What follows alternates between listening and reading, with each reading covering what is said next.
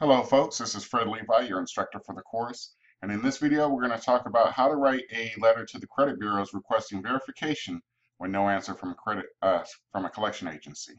Now you're going to use this letter to send to the credit bureau requesting verification or deletion of an item after the client has received no response for validation from a collection agency.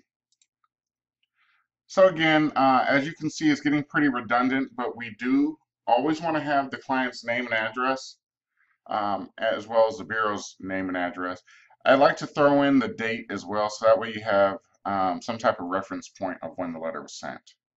And the letter simply states, to whom it may concern, I desperately need some help resolving the situation at hand. I reviewed my credit report and noticed an incorrect entry being listed in the collection section.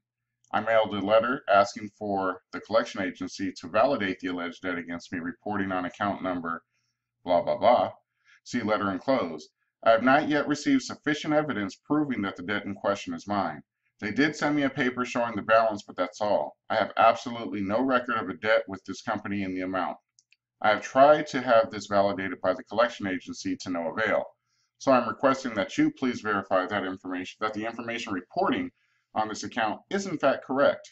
Also, please send me the procedures that you take in order to verify. I want to know who you contacted in order to verify and their address and phone number.